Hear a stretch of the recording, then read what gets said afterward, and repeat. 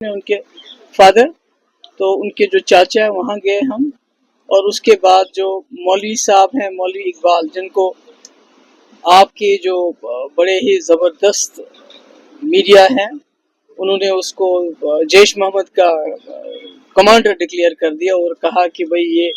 اس کا کوئٹہ میں کہیں ہے، اس کا پلوامہ میں تھا۔ تو میں گئی ان کے گھر میں، تو ان کو جتنی تکلیف اس بات کی ہے کہ وہ اس شیلنگ میں کا شکار ہو گئے، اس سے زیادہ تکلیف یہ ہے کہ ان کو جیش محمد کا ایک ملٹنٹ ڈکلیئر کیا گیا، اور اس کے بعد جن میڈیا چینلز نے ان کو ایسا کہا، ان کو معافی مانگنی چاہیے تھی، معافی بھی نہیں مانگی، ایک چینل نے شاید اس کا کیا۔ تو اس کے بعد ہم یہاں جو منڈی بھی چلے گئے، وہاں بھی شہادت ہوئی ہے، میں تو شہید ہی کہوں گی ان لوگوں کو۔ تو اس کے بعد ابھی ہم یہاں گورنمنٹ ہسپتال کے پاس بھی ایک فیملی ہے، اپنے سردار بھائی ہے، وہ فوج میں تھے، وہ ان کے ہاں چلے گئے، پھر ہم ہسپتال بھی چلے گئے، تو ابھی ہم اور بھی جائیں گے اس کے بعد۔ تو ایک چیز جو ہمیں نظر آئی وہ یہ ہے کہ ہر جگہ یہ شکایت ہے کہ ہمیں ڈسٹرکٹ ایڈمنسٹریشن نے پہلے بتایا نہیں کہ بھئی آپ کو، کیونکہ جب معلوم تھا کہ اس طرف اٹیک ہوا ہے تو نیچرلی یہ معلوم تھا کہ اب کہیں نہ کہیں ریٹیلیشن ہو گیا، تو پیپل ویر کاٹ انیویئرس، تو اس لیے زیادہ تباہی ہوئی ہے پونچھ میں، زیادہ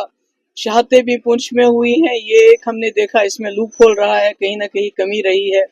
ڈسٹرکٹ ایڈمنسٹریشن کی۔ دوسرا یہ ہے کہ ہمارا ماننا ہے کہ یہ جو ابھی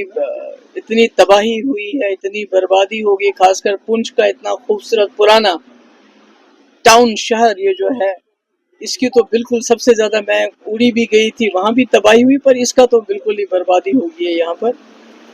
تو یہ مجھے سمجھ نہیں آتا ہے ہم لوگوں کا کیا قصور ہے، جموں کشمیر کے لوگوں کا، اور خاص کر یہ جو دلی میں بیٹھ کے ایئر کنڈیشن ڈرائنگ رومز میں اور ایئر کنڈیشن اسٹوڈیوز میں چلاتے رہتے ہیں، they are being for our blood, ان کو منہ کو خون لگ چکا ہے۔ جب سے سیز فائر کی بات ہوئی ہے تب سے لگتا ہے کوئی ماتم چھایا ہوا ہے ان چینلز کے وہاں پر۔ میں ان کو دعوت دیتی ہوں، آپ کی ٹکٹس، آپ کے رہنے کا خرچہ میں دوں گی، آپ یہاں آؤ، بارڈرز پہ رہو اپنے فیملیز کو لے کے، بچوں کو لے کے، اور اس کے بعد جنگ کا تماشا دیکھو، وہاں پر اپنے اسٹوڈیوز میں بیٹھ کے جنگ کا تماشا نہیں دیکھو۔ کیونکہ میں نے دیکھا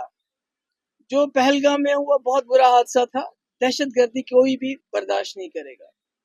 مگر جتنا ان میڈیا چینلز نے ماحول بنایا جنگ کے لیے، مجھے سمجھ نہیں آتی why they are so bloodthirsty. یہ دیکھتے نہیں کہ ہمارے بچے،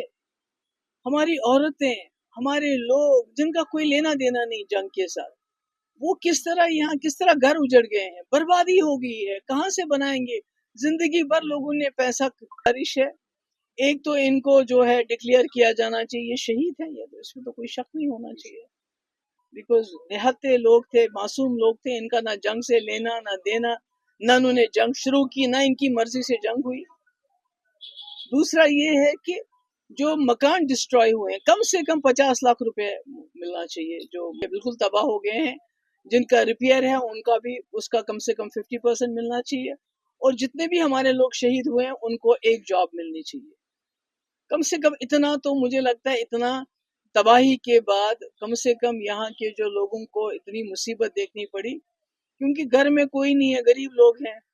بے بس لوگ ہیں، جو گھر کا کمانے والا تھا وہ چلا گیا، تو اب کون کہے گا؟ ابھی میں نے دیکھا یہاں جہاں میں گئی، چھوٹے چھوٹے 2 بچے ہیں، یہ جو سردار بھائی ہیں ہمارے، 2 چھوٹے چھوٹے بچے ہیں، اس کے ایک بیٹا اور بیٹی، تو کون کمائے گا ان کے لیے؟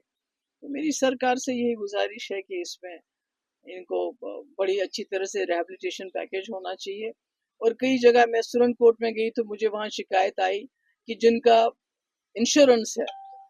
ان کو جے کے بینک انشورنس کہتا ہے یہ جنگ تھی، وار کام انشورنس، تو یہ کیا کمال ہے؟ یہ کیسے چلے گا؟ تو باقی جہاں تک آپ جانتے ہیں کہ میں جب سے یہ شروع ہو گیا، میں نے پہلے دن سے بولا ہے، جنگ کسی مسئلے کا حل نہیں ہے، کیونکہ جب جنگ ہوتی ہے تو یہ شروع تو ہو جاتی ہے، پر اس سے حاصل کچھ نہیں ہوتا ہے، بلکہ دونوں طرف کی ہار ہو جاتی ہے، کیونکہ معصوم لوگ دونوں طرف سے مارے جاتے ہیں۔ اگر یہاں زین اور عروبہ ماری گئی، 12 سال، ابھی ان کے 25 اپریل کو ان کا برتھ ڈے، 12 سال کے ہو گئے، वहाँ मैंने देखा छोटा बच्चा 7 साल का इर्तिजा अब्बास, छोटा सा 7 साल का बड़ा खूबसूरत सा बच्चा, वो उसको भी यहाँ शेल लगा तो उसकी वो ऐसे हो गया। तो मैं समझती हूँ ये बुरा है। मैं फिर कहना चाहती हूँ कि अभी जो हमारे मुल्क में और पाकिस्तान एक बार हो गया तो बस नहीं, इसको कायम रखने के लिए मेहनत करनी पड़ेगी और इसमें दोनों मुल्कों को इन्वेस्ट करना पड़ेगा ताकि दोबारा खुदा ना खास्ता इस किस्म के हालात ना हो जाए। और मैं साथ ही ये कहना चाहती हूँ हमारा मुल्क बड़ा हंसता बसता मुल्क है, तरक्की पजीर मुल्क है, इसकी इकोनॉमी 3rd नंबर पे है। It's like an elephant, economic में ये एलिफेंट, जैसे एलिफेंट चलता है वैसे हिंदुस्तान चलता है। मगर ये जो बेड़ी है इसके पाँव में, ये जो एक समस्या है जिसको वाजपेयी जी कहते थे कि हम कश्मीरी की समस्या का समाधान इंसानियत के दायरे में करेंगे, तो मैं समझती हूँ कि कश्मीर को सिर्फ टेरर की नजर से नहीं देखना चाहिए, सिक्योरिटी की नजर से नहीं देखना चाहिए, इंसानियत की नजर से देखना चाहिए और इसका हल भी इंसानियत के हिसाब से ही होना चाहिए। अभी देखिए, आपने देखा पहलगाम में हादसा हो गया तो कश्मीरी सबसे पहले बाहर आ गया, हड़ताल की, प्रोटेस्ट किया, जो उससे हो सकता है। और जो घोड़े वालों ने, आपको पता है कितना उसमें रोल किया, वहां के टैक्सी वालों ने, वहां के आम लोगों ने जो खून भी दे दिया, उनके बस में ये बेचारों के था नहीं, वो क्या कर सकते थे। मगर मैं तभी कहती हूँ कि अगर कश्मीरी एक कदम चला है तो अब गवर्नमेंट ऑफ इंडिया को 2 कदम चलना चाहिए और इस समस्या का जो समाधान है इंसानियत के दायरे में। हमारा मुल्क तो गांधी का मुल्क, हमारा तो मुल्क डेमोक्रेटिक मुल्क है, डेमोक्रेसी है, तो सिर्फ सिक्योरिटी के एंगल से या टेरर एंगल से जम्मू कश्मीर को ट्रीट करना मैं समझती हूँ वो सही नहीं है। और एक बड़ा भाई बन के हमारा मुल्क इस सारे खिते में, विजा पाकिस्तान की बात नहीं कर रही हूँ, अभी देखिए बांग्लादेश हमसे दूर हो रहा है, नेपाल हमारे साथ नहीं है जैसा होना चाहिए था, श्रीलंका जिस तरह साथ होना चाहिए नहीं, मालदीव्स को देखिए। मतलब हमारा जो हम कहते हैं कि हमने दुनिया में अपनी लीडरशिप कायम करनी है, जब हम अपने रीजन को नहीं संभाल सकते तो दुनिया में क्या जाएंगे। मेरी गुजारिश यही होगी जो दिल्ली में हमारी सरकार है और उसके साथ अपोजिशन पार्टीज, खासकर कांग्रेस से भी मैं गुजारिश करना चाहती हूँ कि जम्मू कश्मीर में जवाहरलाल नेहरू का बड़ा रोल है और उन्होंने जम्मू कश्मीर को एक बहुत बड़ी एक ताज की तरह सजाया था। तो आज वो ताज चकनाचूर हो रहा है, तो आपको भी जिम्मेवारी बनती है कि इस वक्त अगर गवर्नमेंट ऑफ इंडिया ने एक सीज फायर किया है तो बजाय इसके कि उसमें आप उसको हर वक्त ये ताना दो कि आपने सीज फायर क्यों किया, कैसे किया, सीज फायर हो गया तो कम से कम हमारे लोग अपने घरों में वापस जाने के लायक हो गए हैं। तो मुझे लगता है कि देयर शुड बी, पहले जिस तरह एक राय बनी पहलगाम के बाद, सारी पार्टीज इकट्ठे हो गई और गवर्नमेंट ऑफ इंडिया को बोला कि आप जो एक्शन लेना चाहते हैं ले लीजिए। आज मुझे लगता है सारी पार्टीज को इकट्ठा होना चाहिए और अमन कैसे कायम हो इस खित्ते में, किस तरह पीसफुल मीन से जम्मू कश्मीर के लोगों तक you can reach out to the people of Jammu and Kashmir, how we can piece restore with in this reason. मुझे लगता है उसके लिए कंसेंसस बनना चाहिए। जो वॉर मॉन्गरिंग है, ये जो जंगी जुनून है, मुझे लगता है इसको खत्म करना चाहिए। अगर खत्म नहीं होता है तो वो आके देखें, इन घरों को देखें जिन्होंने अपने बच्चे खोए, जिन्होंने अपने घर के बड़े लोग खोए, उनको आके देखना चाहिए। जो कब्रें वहीं घर के अंदर उसकी कब्र है, उन 2 बच्चों की कब्र बनी है, अभी तक उनके बाप को ये भी मालूम नहीं कि मेरे बच्चे मर गए हैं, अस्पताल में है वो। तो ये इतनी बड़ी ट्रेजेडीज हैं, तो मुझे लगता है कि इन ट्रेजेडीज को आगे के लिए अवॉइड करने के लिए ऐसा ना हो, मुझे लगता है हमारे मुल्क को एक पेशरफ्त करनी पड़ेगी और अमन का रास्ता ढूंढना पड़ेगा। जंग से तो कुछ हासिल नहीं होता है, तो इसमें क्या मैं बताऊं अब। और मुझे बताओ कि ये जो लोग हमारे मारे गए, इनका क्या कसूर था, बताओ मुझे। अगर कोई उनको मारा हो तो मैं बोलूं कि हाँ कुछ हो गया। ये भी जान नहीं, देखिए मैंने सुना नहीं, पीएम साहब को मैंने सुना नहीं, हो सकता है कि अभी पूरे मुल्क में बहुत वो एक टेंशन की सिचुएशन थी, बाकी थी, तो कभी कभी ये स्लिप भी हो जाता है। मगर ये सही है कि जितनी बर्बादी पुंछ में हुई है,